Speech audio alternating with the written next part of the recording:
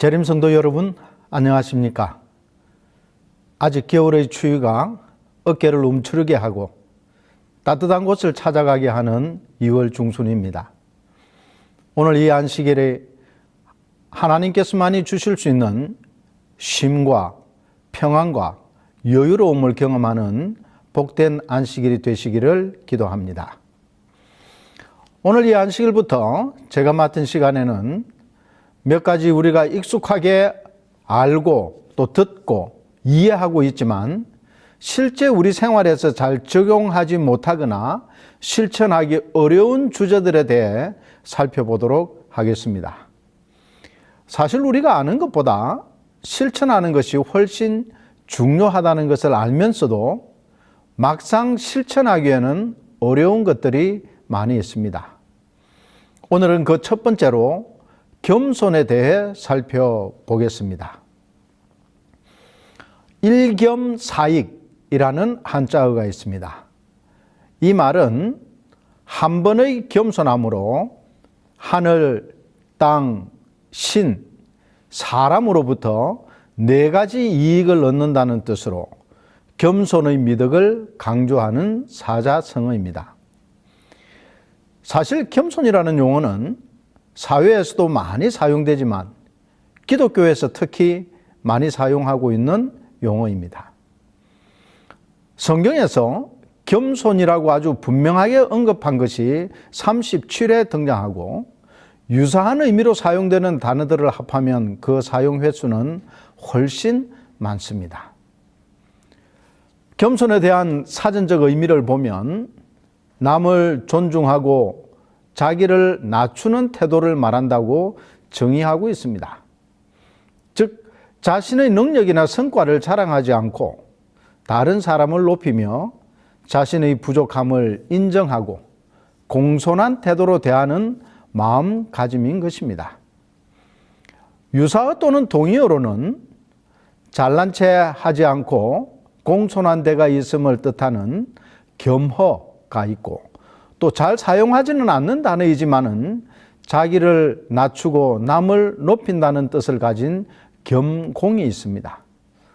또한 마음씨나 태도가 겸손하고 온화함을 의미하는 겸화가 있고 말과 행동이 겸손하고 예의 바름을 나타내는 공손, 그리고 겸손한 태도로 남에게 양보하거나 사양함을 뜻하는 겸양 등이 있습니다.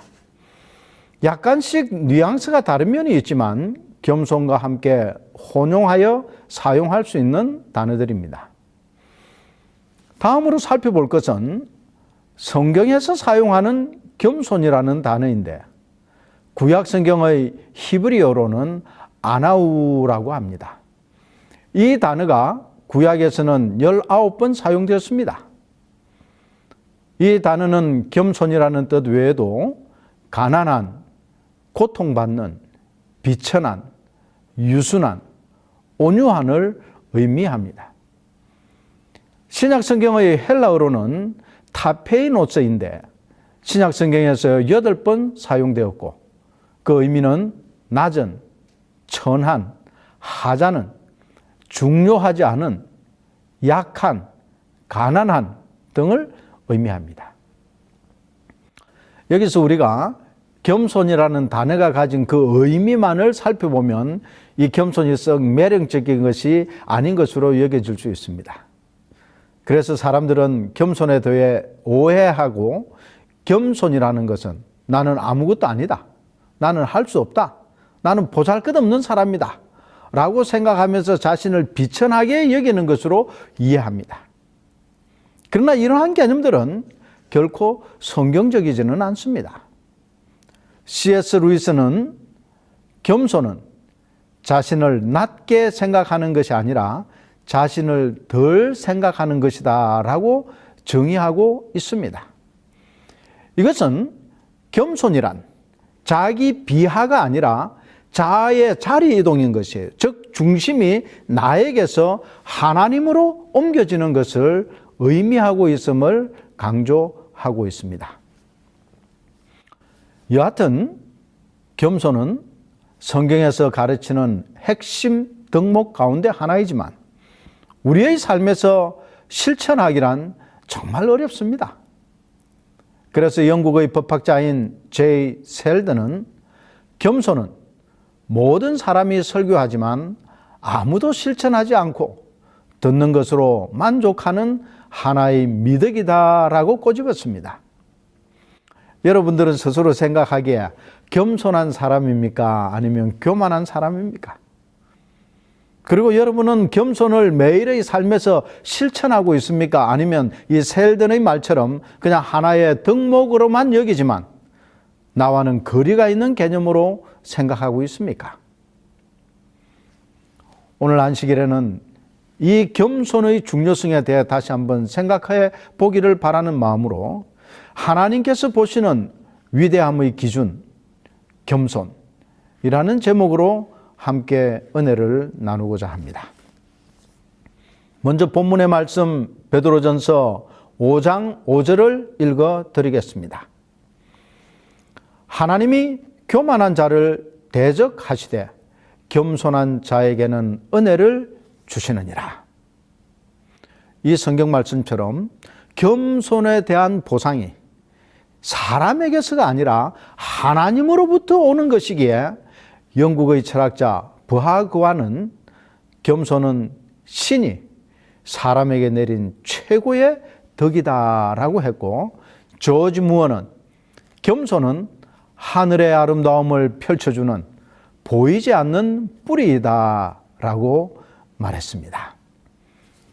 성경에는 겸손한 삶을 살았던 많은 사람들이 등장합니다.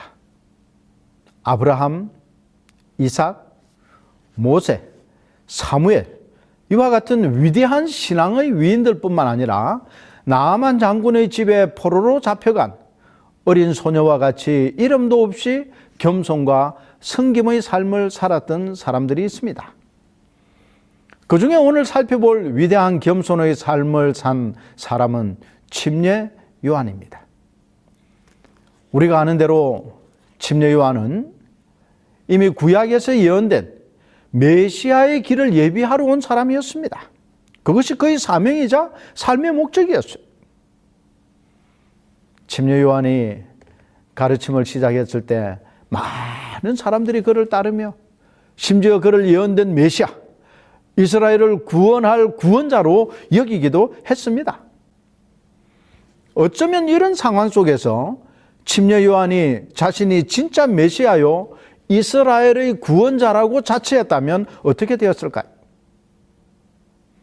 아마도 예수님의 사명을 가로막고 하나님의 사랑의 본성을 곡해하도록 하는 데 있어 가장 효과적인 사단의 도구로 사용되었을 것입니다.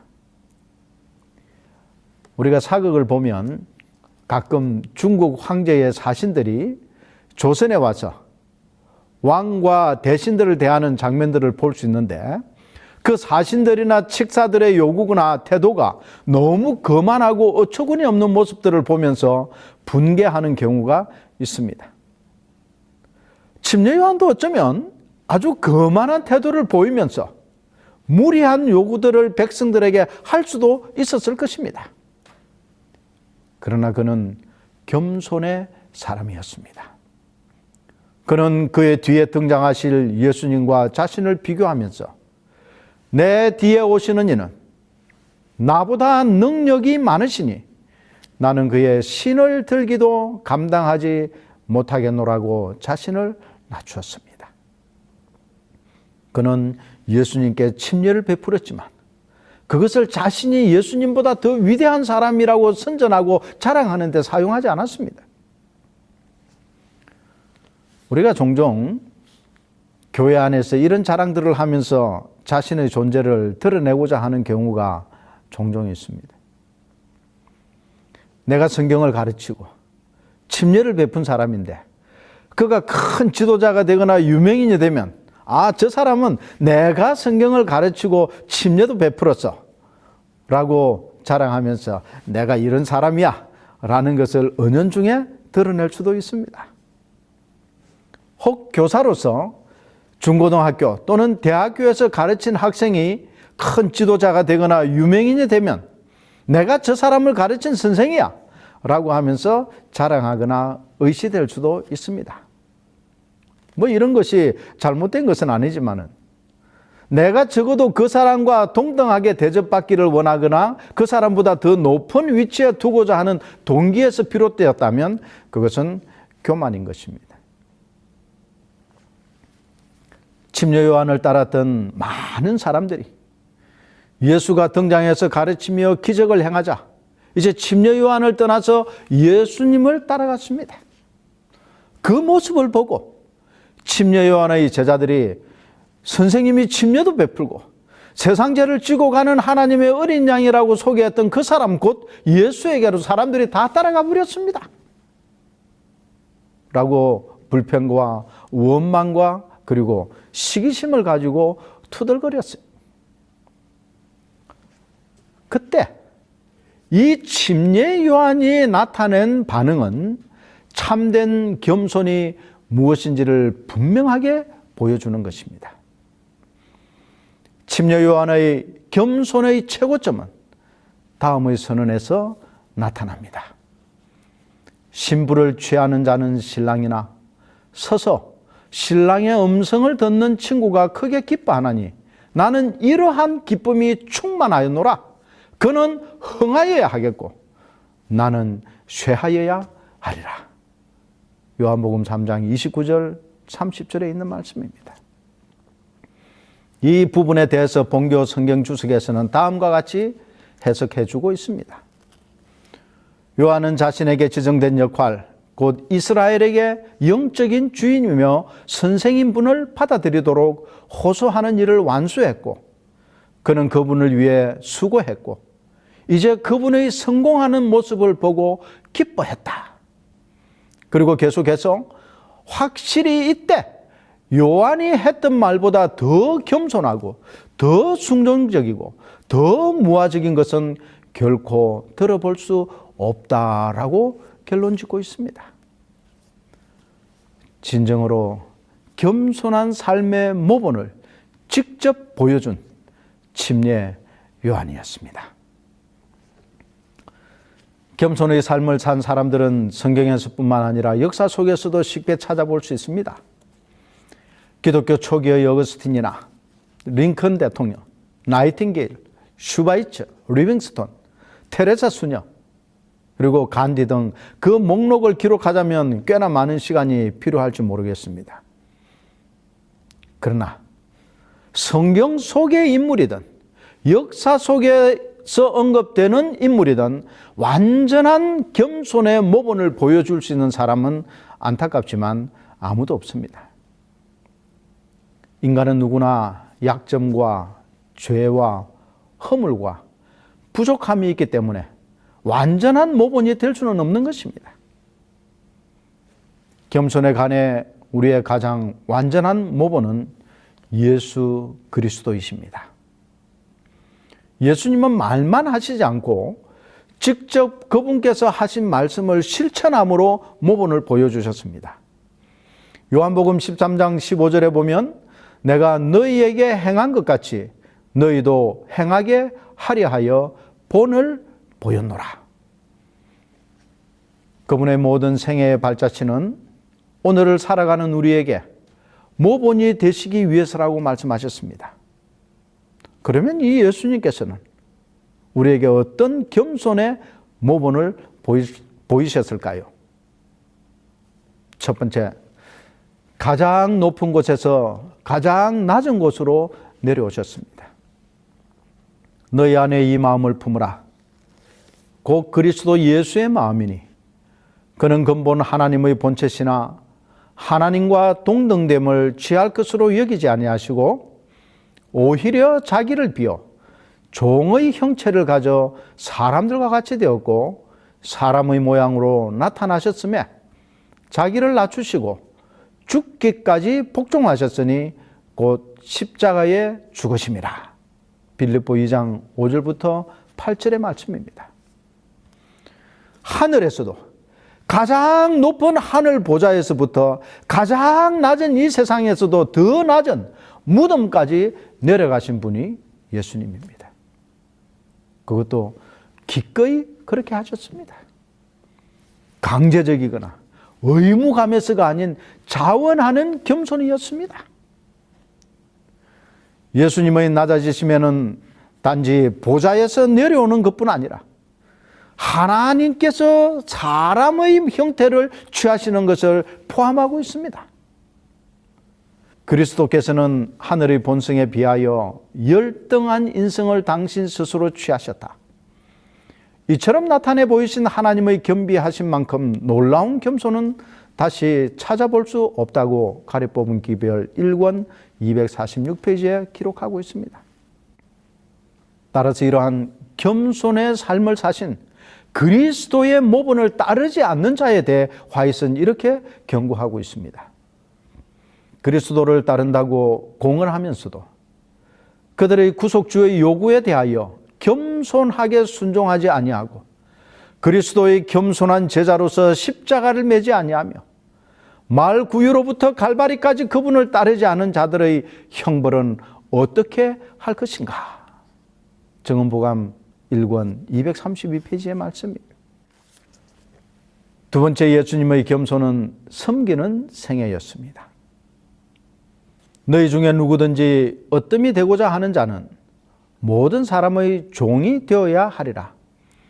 인자가 온 것은 섬김을 받으려 함이 아니라 도리어 섬기려 하고 자기 목숨을 많은 사람의 대속물로 주려 함이니라고 마가복음 10장 44절 45절에 말씀하셨습니다. 이것은 예수님의 지상 봉사 동안의 표였고 목표였고 사명이었습니다. 요한복음 13장에는 예수님께서 얼마나 자기를 낮추시고 겸손한 분이셨는지를 알게 해주는 흥미로운 한 사건이 기록되어 있습니다. 우리가 잘 아는 대로 십자가에 달려 돌아가시기 불과 몇 시간을 남겨두지 않은 때였습니다. 제자들과 함께 최후의 만찬을 나누시던 자리에서였습니다. 유대인들의 관습대로 식사 전에 손발을 씻기 위해 물은 준비되어 있는데 그들의 먼지 묻은 발을 씻겨줄 종이 없었습니다. 그들 중에 누군가가 그 종의 일, 즉 다른 사람의 발을 씻기는 일을 해야만 했으나 자존심 강한 제자들은 서로 눈치만 보며 누가 자신의 발을 씻겨줄 것인가를 기다리며 애써 무관심한 듯한 표정과 자세로 식탁에 앉아 있었습니다. 한동안 이 상황을 지켜보시던 예수님께서 식탁에서 일어나시고 움직임에 방해가 되는 겉옷을 벗고 수건을 허리에 동이시고 대야에 물을 받아 제자들의 발을 씻기시기 시작하셨습니다. 사도 요한은 선생님이 제자들의 발을 씻기시는 이 충격적인 장면을 이렇게 기록하고 있습니다. 저녁 잡수시던 자리에서 일어나 겉옷을 벗고 수건을 가져다가 허리에 두르시고 이에 대야에 물을 담아 제자들의 발을 씻기시고 그 두르신 수건으로 씻기기를 시작하여 요한복음 13장 4절 5절의 말씀입니다. 이스라엘 백성들에게 그 당시에 발을 씻긴다는 것은 오늘날과는 매우 다른 의미를 가지고 있습니다. 종 중에서도 가장 직급이 낮은 종이 하는 일이에요. 개인적으로 보면 창피하고 수치스러운 일입니다.